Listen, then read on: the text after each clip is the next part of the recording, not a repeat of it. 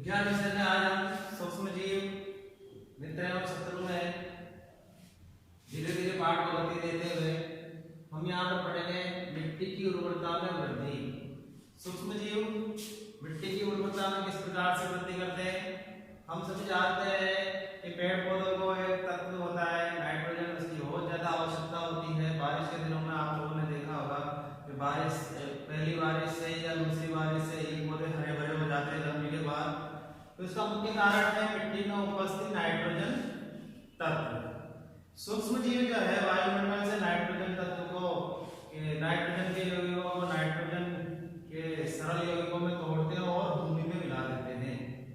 जब वायुमंडल में नाइट्रोजन के जो सरल यौगिक या नाइट्रोजन गैस घूमती रहती है तो जल के साथ ये भूमि पर आ जाती है और भूमि में इससे आने पर मृदा में इसका संवर्धन होता है।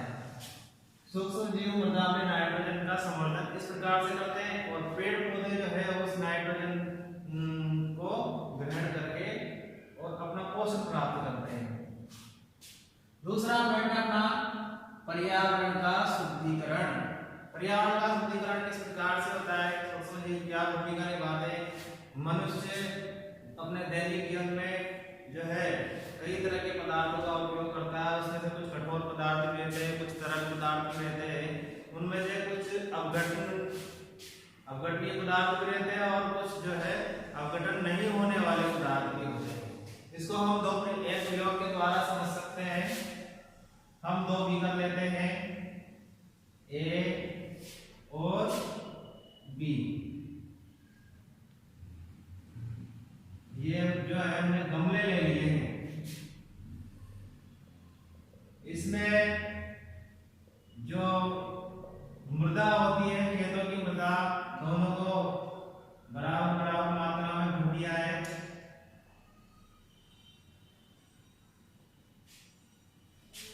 मृदा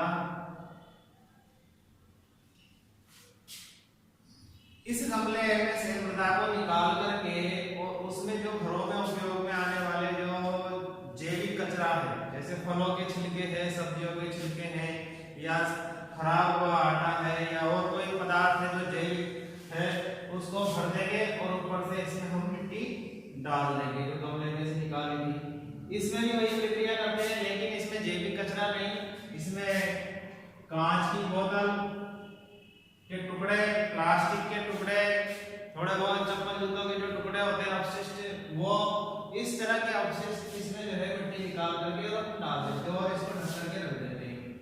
10-15 दिन बाद हम देखते हैं एक गमले को देखने के पश्चात हम देखते हैं कि इसकी जो मृदा है, थोड़ा बहुत इसमें पानी भी डाल देते हैं। 10-15 दिन बाद देखेंगे कि इसकी मृदा में जो हमने जैविक कचरा डाला था, जो फलों के छिलके, सब्जियों के छिलके और कोई चीज डाली थी, उनका अपघटन सूक्ष्म जीवों के द्वारा हो चुका है। लेकिन बी वाले गमले में हम देखते हैं कि जो चीजें हमने वैसी की वैसी जैसी डाली थी वैसी की वैसी उसमें से निकलती है। इसका अर्थ यह है, इससे निष्कर्ष ये निकलता है कि भाई सूक्ष्म जीव जैविक पदार्थों का तो अपघटन कर देते हैं, लेकिन अजैविक पदार्थों का अपघटन नहीं कर पाते हैं। इनका अपघटन नहीं कर पाते हैं, ये सालों तक वैसे के वैसे ही बने रहते हैं। तो इसका अर्थ यह हुआ कि पर्यावरण का शुद्धिकरण करने में जो है सूक्ष्म जीव की भूमिका रहती है। सूक्ष्म जीव मृदा जैविक अपशिष्ट का अपघटन करते हैं और उनको सरल पदार्थों में तोड़ करके और मृदा में मिला देते हैं। और जब जो है जल पानी गिरता है वर्षा के माध्यम से, तो उस समय ये भूमि में से पेड़ पौधे इन सरल पदार्थों को अवशोषित कर लेते हैं। तो इस तरह से जो है सूक्ष्म जीव मृदा के लिए और पर्यावरण के लिए जो है लाभदायक सिद्ध होते हैं। इसके बाद हम अपना टॉपिक पढ़ेंगे हानिकारक सूक्ष्म जीव।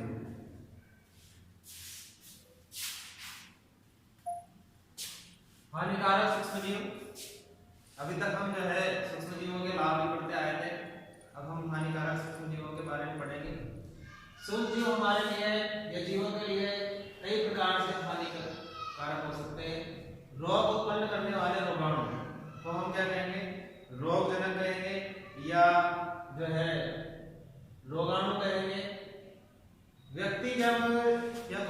स्वस्थ रहता है तो अपनी दिनचर्या को आसानी से पूरा कर लेता है, लेकिन जब उसके शरीर में रोगाणु प्रविष्ट कर जाते हैं तो उसकी कार्य क्षमता में कमी हो जाती है।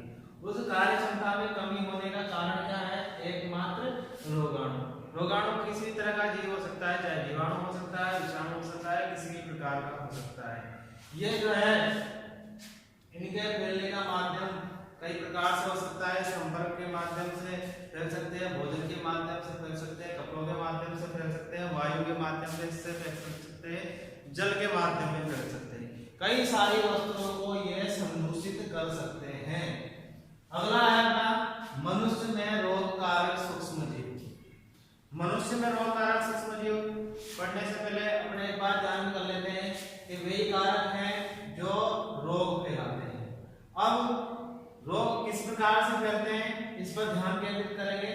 कोई भी जो है संक्रमित व्यक्ति का अर्थ क्या है कि जैसे कोई रोगी व्यक्ति हो जिसको पहले से कोई रोग हो रहा हो और वो स्वस्थ व्यक्ति के संपर्क में आ जाता है, तो उससे स्वस्थ व्यक्ति के संपर्क में आने के लिए वायु, जल, भोजन और संपर्क ये माध्यम होने चाहिए।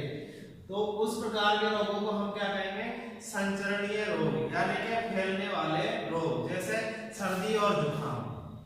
सर्दी जुकाम छींकने से, किसी व्यक्ति को जुकाम हो रही है तो वो छींक देता है, तो छींकने से उत्पन्न जो उसकी नाक में से जो जीवाणु है या विषाणु है वो वातावरण में फैल जाते हैं और स्वस्थ व्यक्ति तक पहुंच जाते हैं, कपड़ों पर पहुंच जाते हैं, कपड़ों से नाक में पहुंच जाते हैं। इस कारण से वह व्यक्ति जो संक्रमित था उसने विषाणु स्वस्थ व्यक्ति को दे दिए, तो स्वस्थ व्यक्ति भी अब किसकी श्रेणी में आ जाता है? संक्रमण की श्रेणी में आ जाता है। तो इसमें कई प्रकार के रोग है, चिकन पॉक्स भी है और कई तरह से इनको वायरस जनित रोग कहते हैं जो फैलने वाले। अभी एक जो वायरस चला है कोविड-19, कोरोना वायरस, कोविड-19 बीमारी है, वो भी संचरणीय प्रकार का रोग है। आप लोग देख ही रहे हैं कि किस प्रकार से संक्रमित व्यक्ति के संपर्क में आने से यह रोग फैलता है।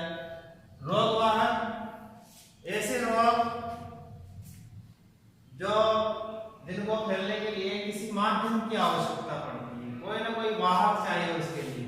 घर में दो तरह के वाहक कार्य करते हैं, एक मक्खी होता है, एक मच्छर होता है। दोनों ही जो है ये गंदी जगहों पर बैठते हैं, वहां से जीवाणु, कीटाणु, रोगाणु लेकर के अपने पैरों के साथ वायुमंडल में प्रसारित करते हैं। भोजन हुआ, कपड़े हुए, किसी प्रकार का कोई माध्यम जो मनुष्य उपयोग में लेना चाह रहा हो, तो उसमें मक्खी और मच्छर दो प्रकार के जीवों की सहभागिता रहती है रोग फैलाने में। इस तरह से एक जो स्वस्थ व्यक्ति है उसको संचरण के माध्यम से ये जो कीट है, ये कीट उन रोगों को फैलाने का कार्य करते हैं, इसलिए इन कीटों को हम कहते हैं रोगवाहक कीट। अब एक और उदाहरण, जैसे मच्छर है।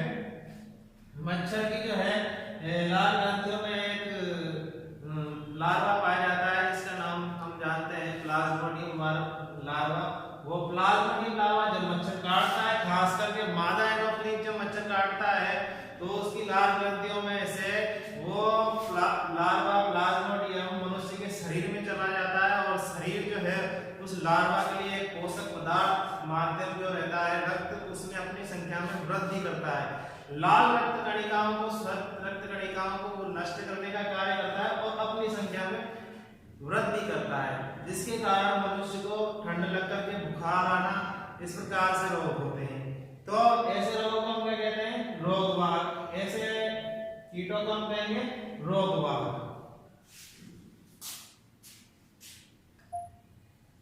रोगवाहक की रोकथाम के लिए जो है अपने घरों के आसपास खड्डों में पानी नहीं भरा होना चाहिए। कूलरों का पानी लंबे समय तक यदि जो है लंबा समय हो गया उनको भरे हुए, तो वो पानी एक्सचेंज करते रहना चाहिए, बदलते रहना चाहिए। ये कोई जो है छोटा मोटा जो पदार्थ है, रासायनिक पदार्थ, ब्लीचिंग पाउडर वगैरह है, ये वो डाल करके उसमें से जो सूक्ष्म जीवों को हम वृद्धि से रोक सकते हैं।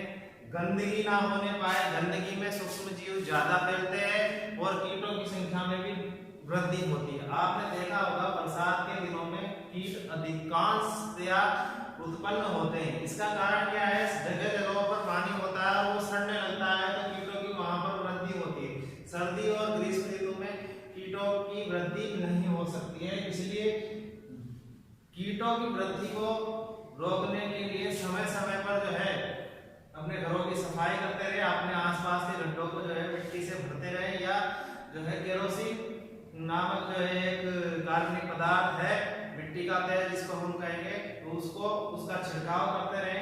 वो जो है कीटों के अंडे और लार्वाओं को नष्ट कर देता है।